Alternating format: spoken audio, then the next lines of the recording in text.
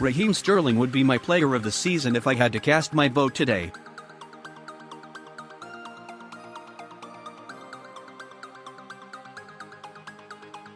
It's around this time of year that the Professional Footballers Association send out ballot papers for their members to pick their Oscar winners and compile the best 11 of opponents they have faced in the campaign.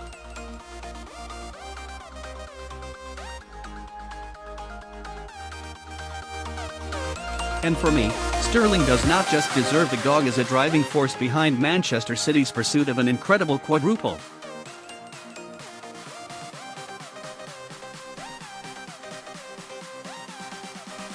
He has become one of the most effective players in world football. In all competitions for City this season, he has scored 19 goals and supplied 16 assists, an extraordinary individual contribution in a team so breathtaking to watch all over the park.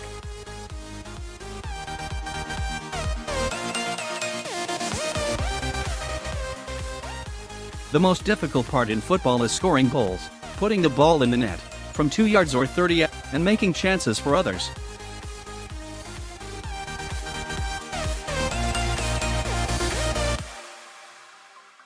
Sterling has become a master of both crafts. He was already a rough diamond when he joined City from Liverpool, but under Pep Guardiola's guidance he has improved year.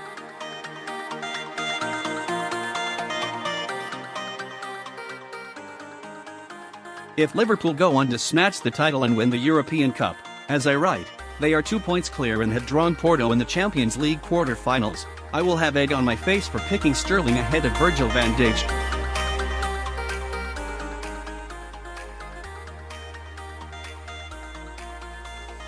To be honest, it was a toss-up between them. Van Dijk has looked the best centre-half in the world, and he is the biggest single factor behind Liverpool having the best defensive record in all 4 divisions.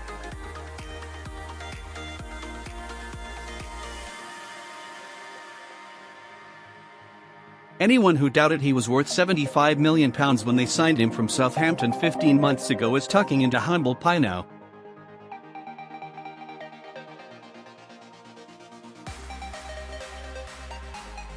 Robbie Savage's player of the season top 6 1. Raheem Sterling 2. Virgil van Dijk 3.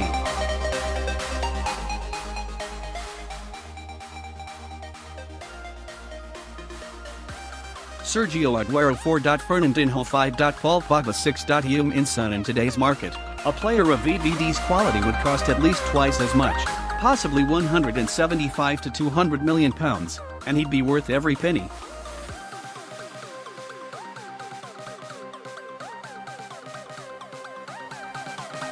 As a general rule, punters pay to watch football, hoping to see goals and exotic skills, not defenders spoiling the party.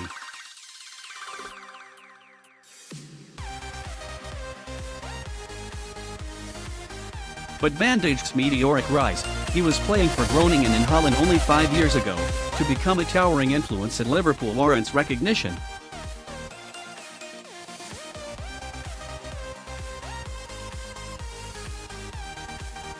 He does not deserve to finish the season empty-handed. Sergio Aguero would also make the podium if I cast my ballot paper this weekend.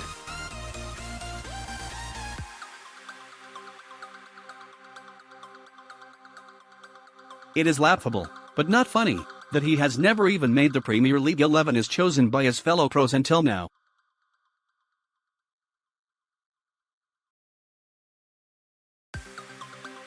But with 28 goals this season, 18 of them in the Premier League, I suspect that's about to change.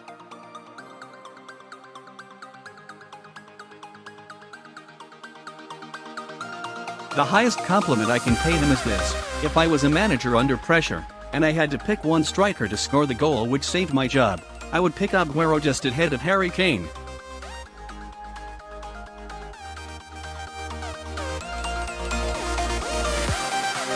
I don't know whether that platinum rinse has had anything to do with it, but for clinical finishing he is still head and shoulders the one who sets the standard.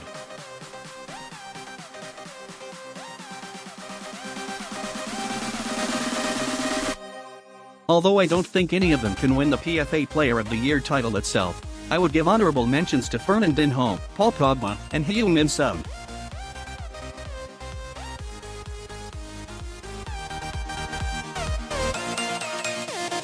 If City are missing John Stones at the back, they can bring in Vincent Kompany or Nicolas Otamendi. If they are missing Sterling, in comes Leroy Sane. If they are without Aguero, they can fall back on Gabriel Jesus.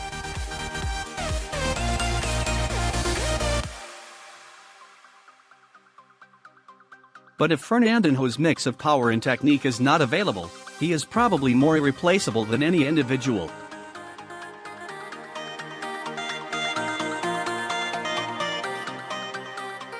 That's quite an accolade in a sky full of stars.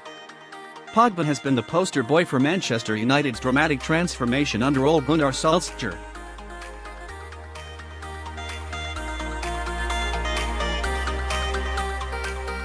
Now he is providing goals, assists, power and drive from his best position. He looks like a World Cup winner again.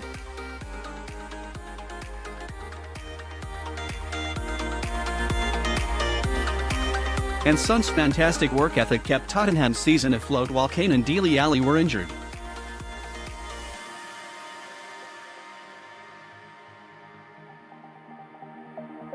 When they needed him, he even flew home from the Asian Cup and went straight into the team, virtually jet-lagged, to help Spurs stay in the top three.